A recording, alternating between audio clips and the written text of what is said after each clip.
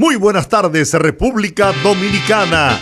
Aquí se inicia el rumbo de la tarde con los poderosos Rudy González, Juan TH y Georgie Rodríguez.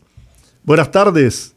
Por suerte, don Juan y don Rudy, que ustedes no están en el Capitolio de Washington. No, que yo no estuviera ahí. Yo estuviera en Washington, no estuviera en el Capitolio. Ahí puede pasar cualquier Lo nunca cosa. visto en los Estados Unidos. Señores, ustedes han visto esas imágenes. Ahí aparecen caníbales. Y gente armada. Gente armada. ¿Pero qué es esto? Yo nunca me imaginé que en la primera democracia del mundo podía producirse un hecho como ese. Y ese es el país que le está diciendo a los otros cómo hacerlo. Ese es el país que está decidiendo, que dice cuando un gobierno es legítimo o no es legítimo. Ese es el país que te coloca en una lista diciendo que tú eres terrorista o que tú no tienes una democracia perfecta y que no te desconoce. Ese es el país que designa presidente de dedo, como el caso de Venezuela con Guaidó. Ese es el país que acaba de decir que las elecciones en Venezuela son ilegítimas, son ilegales, ¿no? Y reafirma su respaldo a Juan Guaidó. Ese es el país que tiene bloqueado a que Cuba. Europa le ha retirado ya el respaldo a Guaidó. Por supuesto, porque es un payaso. Pero no es eso. Lo que quiero decir es que Estados Unidos está en decadencia.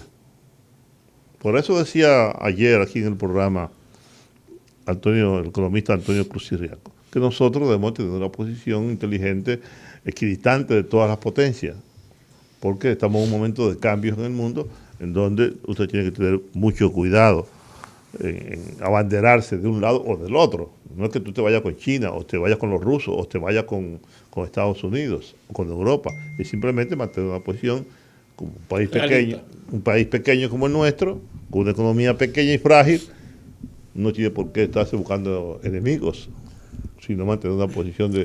Ahora Juan... lo que está pasando en Washington es altamente preocupante. Pero siendo justo también, ese país que tú señalas es verdad, pero también es el país donde se respetan las instituciones. Ajá. Donde la Suprema Corte de Justicia... Pero perdóname. La Suprema Corte de Justicia, controlada por el presidente Donald Trump, le dijo no a Donald Trump. Sí. Más que eso. Hoy el vicepresidente, buenas tardes, el vicepresidente Mike Pence le acaba de decir no, porque le pidió al vicepresidente que bloqueara las certificaciones. Claro, como presidente del Senado, sí, no acepte, bloquee la certificación. Le dijo no. Claro. Yo fui electo y juré ante la Constitución de los Estados Unidos respetarla. Así es. No, ahí también sí es cierto lo que tú dices, sí, pero ahí las instituciones se imponen. Por suerte, no. Porque estamos hablando de la primera potencia del mundo. Estamos hablando de un país que tiene más de 200 años con una democracia continuada. Sí, no estamos hablando de cualquier cosa. Tú ves. Pero lo que estamos diciendo es que es penoso que eso ocurra en un país como ese. Ahora, el daño... De tanta tradición democrática e institucional. El daño que le está haciendo a la democracia norteamericana, esa actitud del presidente Donald Trump y al Partido Republicano. De hecho, yo pienso que eso marca una división del Partido Republicano. Bueno, no, de hecho está marcada. Está marcada. El problema es que hay que definir ahora de quiénes son ese 49%, 48% que tiene Donald Trump, 70 millones de personas que votaron por la decisión de Donald Trump o del Partido Republicano, o si son fruto de la emoción del momento electoral y eso se diluye. Eso es lo que hay que ver en el futuro, porque si Donald Trump siguiera teniendo ese gran apoyo popular de gente que cree que él hizo lo correcto y que debe ser esa la política norteamericana, el gobierno de Joe Biden va a ser un gobierno de turbulencias, si es esa la realidad. Si es el Partido Republicano como tal, con todo y ser un partido extremadamente conservador, es un partido que tiene mucho respeto por la institucionalidad porque es parte del sistema. Claro. Entonces, si es el partido, hay que ver. Y si eso no es ni uno ni otro, y la gente queda en desbandada, hay que ver también, o sea... Yo creo que es un poco de todo. Es lo que yo entiendo, por eso te digo, hay que ver en el transcurso de este primer año del gobierno demócrata cómo se va a comportar la gente de cara a los demócratas. A mí el olfato me dice, y todavía tengo olfato, no me ha dado COVID, que esas acciones emprendidas por Donald Trump buscan radicalizar a su gente, a sus seguidores. ¿Con qué propósito? Con miras a las elecciones del 24, donde él está habilitado para poder participar como candidato. Por eso te digo que hay que ver cómo va a ser el comportamiento de esa gente, si va a seguir a Donald Trump, si va a seguir la institucionalidad del Partido Republicano o si ni una cosa ni la otra. Por eso yo creo eso que dice Juan con mucha razón.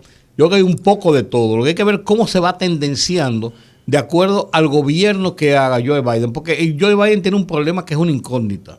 ¿Cuál es? La edad de Joe Biden y su desgaste. Y hay mucha gente, ahí estaba viendo un análisis que salió la semana pasada en New York Times que decía que hay ciertas expectativas sobre el hecho de la salud, el futuro de Joe Biden y la vicepresidenta, que es una mujer radical, mucho más radical y que se considera una mujer de centro izquierda incluso. Y joven. Y claro, entonces hay que ver, porque ahí las cosas serían diferentes. Ahí sí se radicalizarían mucho las posiciones, porque Joe Biden no es un hombre radical.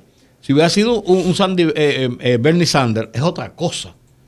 Pero Joe Biden, Biden es un hombre del sistema. Un hombre, claro, y además muy del sistema. Además de eso, es un hombre incluso conservador. Eso te iba a decir, muy conservador. Es del ala conservadora en el Partido Demócrata. Muy conservador. Él tiene algunas posiciones en cuanto a las posiciones norteamericanas de los últimos tiempos, con el LGBT, con el aborto, con lo de la guerra, algunas posiciones, pero en su sentido de hacer la vicepresidencia y lo que ha planteado en la campaña, porque allá sí se le toma en cuenta lo que dicen en la campaña, no como aquí, ¿eh? Aquí tú dices lo que te da la gana y después tú haces lo que te da la gana. Él es católico.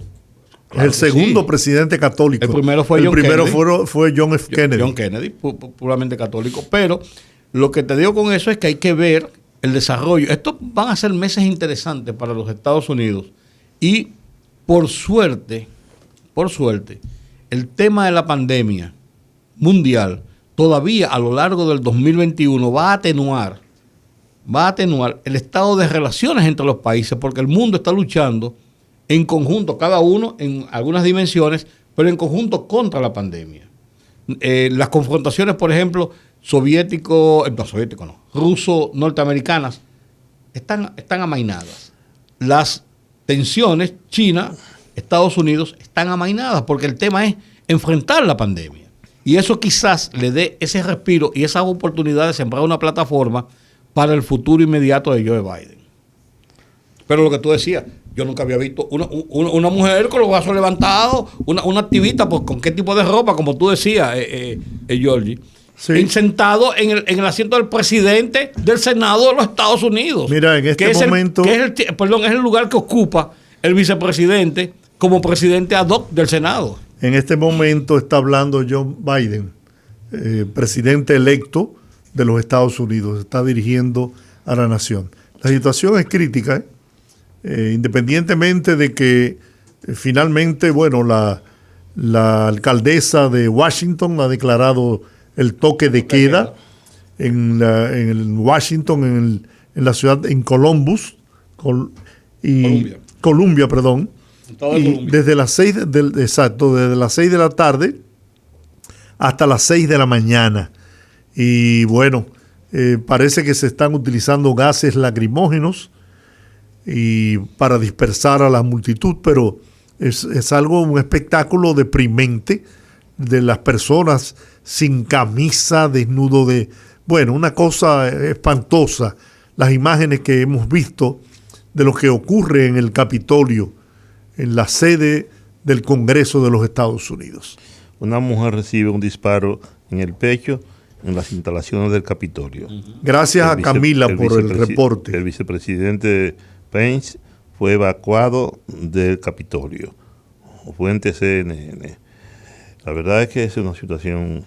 Los congresistas republicanos difícil, que planean objetar la certificación de la victoria presidencial de Joe Biden están apoyando un intento de golpe de Estado, dijo este miércoles el líder de los demócratas del Senado, Chuck Schumer.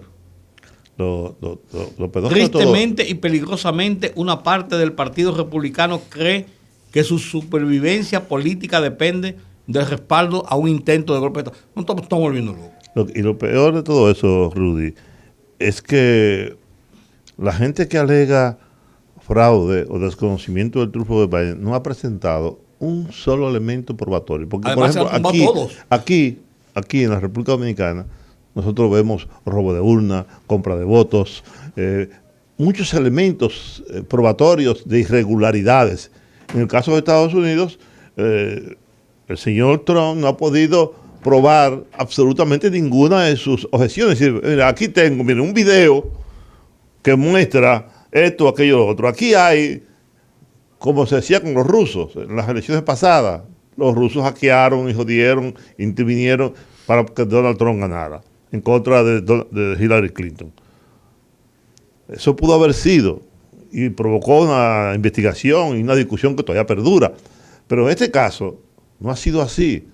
Más que eso, Juan, el procurador fiscal, o sea, el procurador general de los Estados Unidos, que es un hombre, es el ministro de Justicia, un hombre de la administración Trump, envió a 8 de sus asistentes a hacer un recorrido por los distintos estados en conflicto, supuestamente en conflicto, para que investigaran qué fue lo que pasó, esperando que ellos vinieran con un reporte del fraude. Y todos dijeron, no hubo fraude. Todos le presentaron un informe y el procurador general no tuvo otra cosa, por lo que hablaba Jordi de la institucionalidad, no tuvo otra cosa que presentar el informe diciendo, no hubo fraude. Leonel Fernández recomendó un libro sobre la democracia que escribió un venezolano. Moisés Naín. Sí. El libro de Moisés Naín. Y usted se da cuenta ahí cómo han ocurrido muchas cosas perfectamente previsibles que han dañado la democracia en el mundo. Lo de o la paz, o la integridad, o la estabilidad. El caso de Mussolini era evidente que el tipo iba a hacer lo que hizo. El caso incluso de Stalin en la Unión Soviética, su conflicto con Trotsky, en Alemania, con Hitler, mucho antes de que él fuera el Führer, y que mucho antes de que fuera el canciller, mucho antes de todo eso, ya le había dado signos de lo que haría dentro del poder. Sin embargo, los sectores dominantes económicamente y políticamente permitieron que esa gente pasara y se convirtiera en lo que luego fueron. ¿Quién no sabía, por ejemplo, que Fidel Castro tenía esa conducta? Todo el mundo lo sabía. ¿Quién no sabía que el coronel venezolano Hugo Chávez no iba a ser lo que era? Por supuesto. Sin embargo, a Hugo Chávez, estoy poniendo ejemplos, Hugo Chávez, ¿quiénes le dieron la oportunidad de ascender al poder? No fueron los propios poderosos. Así. Entonces, en el caso de este maldito loco, todo el mundo sabía eso, que él era loco y que era capaz de cualquier cosa, y todavía lo es, porque es un hombre que no tiene condiciones, no tiene formación, no tiene cultura, no le importa la historia. Pues eso era previsible totalmente. ¿O acaso no sabemos lo que es Rudy González? ¿O acaso no sabemos lo que es Jordi Rodríguez, lo que soy yo? Bueno, las cosas, un herido de bala. Eso es lo que acabo de decir, ¿no? Bueno. Un disparo en el pecho. Que entró mucha gente armada. Y tanto así que la Guardia del Capitolio tuvo que pedir refuerzos, incluso porque la policía, fíjate cómo son las instituciones en los Estados Unidos, la policía estatal en los Estados Unidos no puede intervenir, salvo que se le pida ayuda, si no actúa primero la guardia de protección del Congreso, o sea, la policía del Congreso. Ellos tienen su propia policía, igual que lo que pasa en la Casa Blanca. Ahí está sí Joe Biden hablando. Lo que pasa en la Casa Blanca, que él lo maneja el servicio secreto. Y después están cualquier otro organismo, puede ser el servicio secreto el que maneja la situación. El fanatismo, yo siempre he dicho a lo largo de mi vida que el fanatismo de cualquier naturaleza, o religioso, político, deportivo, artístico, el fanatismo nunca ha sido bueno, nunca ha conducido a la humanidad por buenos senderos. El fanatismo es dañino. Esta foto, yo tengo aquí, esta multitud de fanáticos, de trumpitas, como le llaman, es una cosa, una locura. Solamente un fanático, que como decía Ortega y Gasset, no es más que, las masas no son más que carne con hueso, sin ojo, carne sin ojo, que va para donde la ola se lo lleve, lo empuje el viento, es capaz de hacer una cosa como esa, porque la racionalidad, el sentido de pensar y actuar en consecuencia con su pensamiento lógico, racional, te puede convocar a eso, a asaltar el Capitolio. Mira, en el estado de Georgia, y me pasa esta información Camila, atenta como siempre, Esta amiga mía, ganaron los dos demócratas, Sí, los dos. las dos senadurías. 51 a 49. Están, no, 50-50. Yo vi ahorita que estaban pasando, eran 51 a 49 y otro era 50.8 a 49. No, me refiero el número de senadores. No, yo estoy hablando de la votación. No, claro. No, El presidente electo Joe Biden dice, le pido al presidente Trump que cumpla con su juramento y haga cumplir la ley. Puede tener problemas Donald Trump, después que baje de la presidencia. Bueno, si ahí pasa una desgracia o hay una situación, él es pasible de ser enjuiciado. Debería ser enjuiciado, debería ir preso y deberían botar la llave.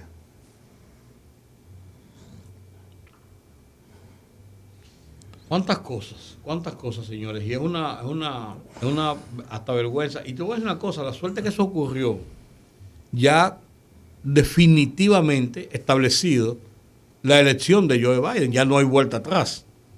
Incluso reconocido por todo el mundo, por las grandes potencias, incluso China, Rusia, toda Europa, ya con un reconocimiento oficial de la elección de Joe Biden. Y además de eso, a 15 días de la toma de posesión, que es el día 20 de enero. Ustedes que son americanos los dos, ¿no podrían conseguir a Adriano Espaillá? Él está en el Congreso. Él habló ahorita desde el Congreso, Sí, y dijo que precisamente estaba. por eso. Sí, él habló en CNN y dijo que él estaría en el Congreso hasta que todo terminara, que él no iba a salir del Congreso. Bueno. Podría ser quizás, pero él dijo que estaba en el Congreso. Él lo entrevistó CNN ahorita, yo lo estuve viendo. Y incluso dijo que es una vergüenza. Él fue que dijo incluso que Donald Trump puede y debe ser enjuiciado por lo que está ocurriendo en el Capitolio. Una cosa terrible. Una cosa terrible. Tú sabes que al quedar empate, 50-50, sí, la vicepresidenta, la vicepresidenta tiene es la el voto que decide, calificado. claro. Sí, porque en los Estados Unidos, diferente a República Dominicana, por ejemplo, aquí el presidente del Senado es el presidente de la Asamblea Nacional y el segundo en la línea de sucesión. El primero es el vicepresidente, el segundo es el presidente de la Asamblea Nacional, con las condiciones de llamar a elecciones, todo bien. En los Estados Unidos no pasa así. El Senado, cuando hay una situación, quien es el presidente ad hoc es el vicepresidente de la República. Sí. Y actúa cuando tiene que ir a un tema de interés, cuando hay una votación cerrada y su voto es calificado. Quien es la tercera persona en la línea de sucesión es el presidente de la Cámara de Representantes. O sea, el presidente del Senado, de la Cámara de Diputados, que es la Cámara de Representantes, es el sucesor en la línea de sucesión después del vicepresidente de la República. Mira, de última hora, la información, el presidente Donald Trump autoriza el despliegue de la Guardia Nacional para frenar a sus seguidores.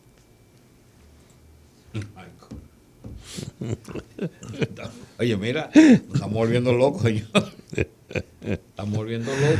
Él manda a la gente a la calle y después le tira los guardias encima para que los repriman y los maten. Y él dijo que iba a hablar en el meeting. Por eso llegó más gente. Él dijo que iba a hablar en el meeting. Bueno, tenemos una reportería de primera calidad en en los Estados Unidos, en la ciudad de New Jersey, en el estado Jardín. Camila Fernández, que es la que me ha estado, o nos ha estado enviando. No, porque ella está de amiga mía hace mucho. ¿Sí? Sí. No, yo no creo. Sí, cada cierto tiempo ya hace eso. Ya me quiere Pero mucho. Pero ustedes eran vecinitos. Sí, más que eso, amigos, de familia a familia, pero ella cada cierto tiempo rompe conmigo. Bueno. Y rompe sin decirlo. Yo no me meto en eso, porque como yo soy un nuevo amigo, no me meto en eso. No, porque ya mis padres y sus padres se conocían, tenían una relación, un vínculo cercano, etcétera. Yo digo, con eso que tú decías ahorita, Juan, yo pensando que hasta una suerte que eso se haya producido ahora, ya con una decisión tomada por el electorado de los Estados Unidos, y que eso no ocurriera, una situación de esa naturaleza y de esas tensiones, por ejemplo, el día de las elecciones o 1 o 2 días siguientes, inmediatamente después de las elecciones, porque no sabríamos qué podía haber pasado con el fanatismo todavía mucho más alto.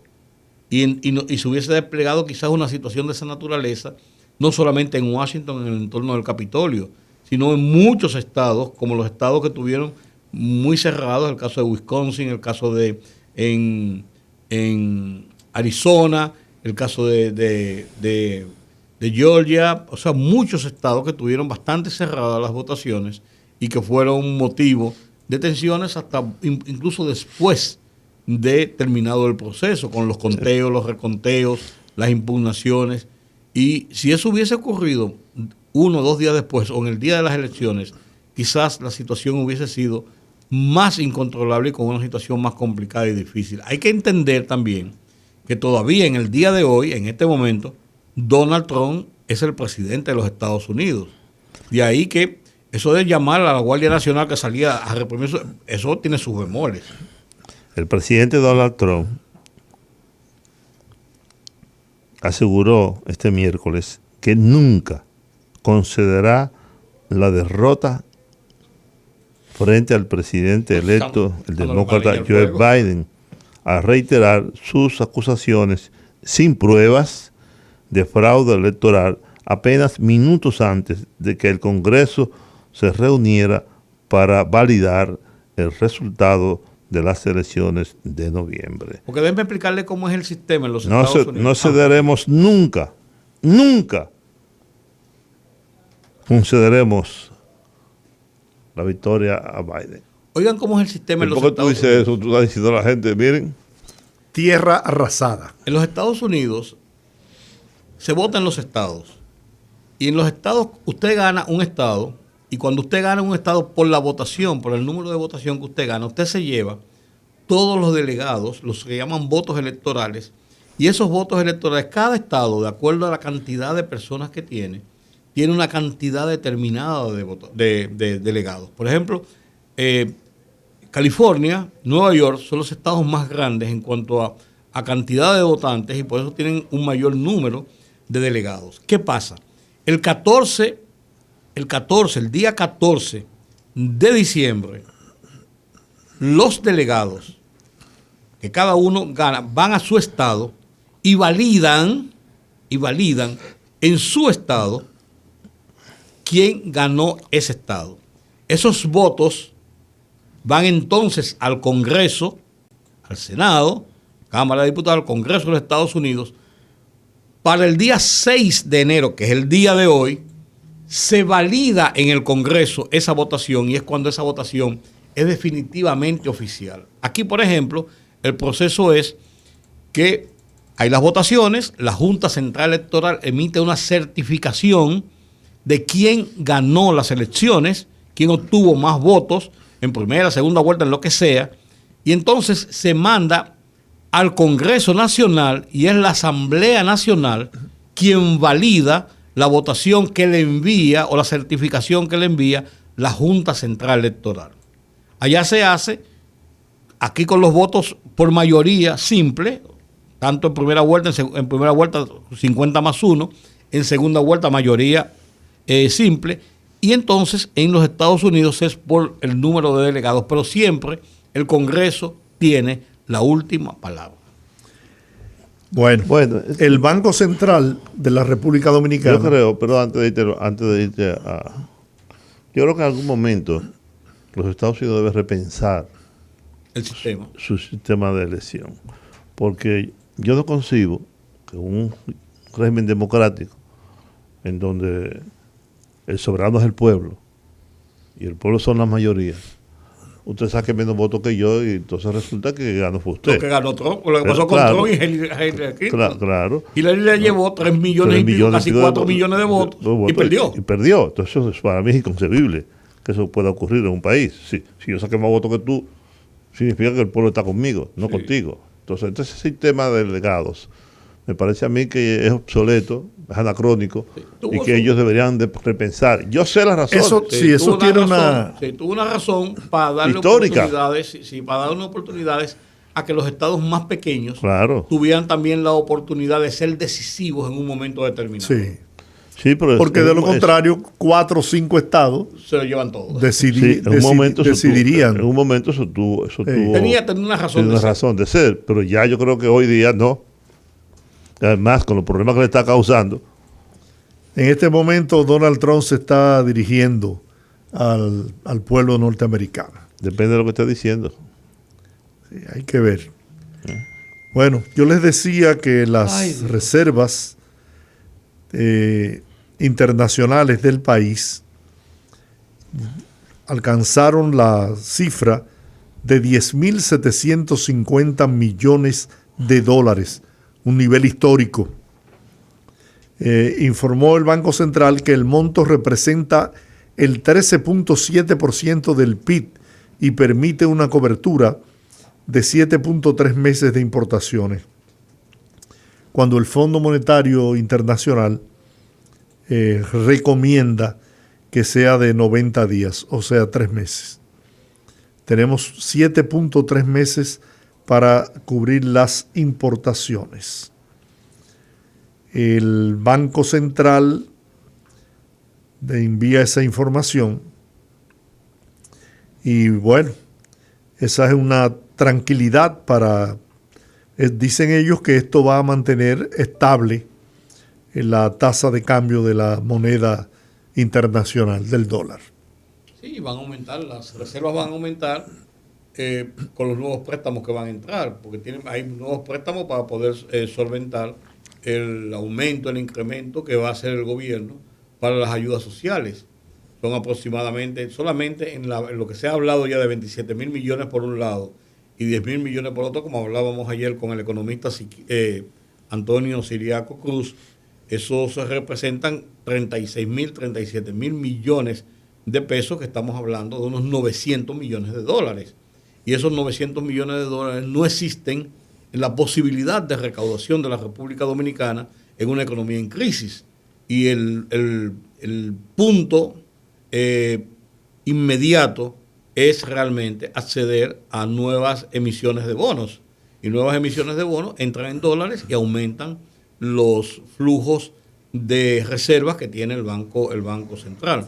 Y eso ocurrió así cuando en principio, después que el gobierno anterior emitió a principios de año una cantidad de más de 400, 500, 600, 700, se dice que 800 millones de dólares en prácticamente 60 días para poder nivelar el aumento que llevaba la tasa de cambio, las reservas comenzaron a caerse, como es lógico, y además después, a lo largo de la pandemia, se sacó dinero de esas reservas en dólares para convertirlas en pesos para la asistencia pública, que la continuó el gobierno de Luis Abinader, porque había que continuar con esa asistencia pública o se caía el país, porque la gente estaba desesperada, sin trabajo, con un índice de desempleo o de suspensión de trabajo muy alto, las empresas paralizadas.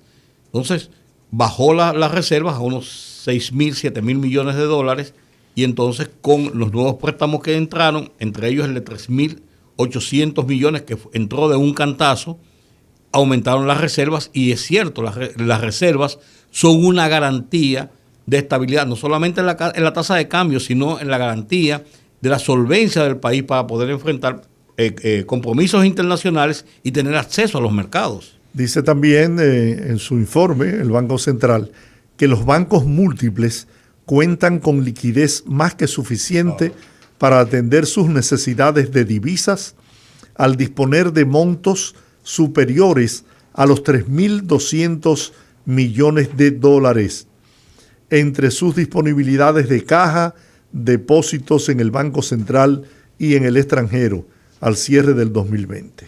Vamos a hacer la pausa, señor. Si usted lo considera, vamos a la pausa.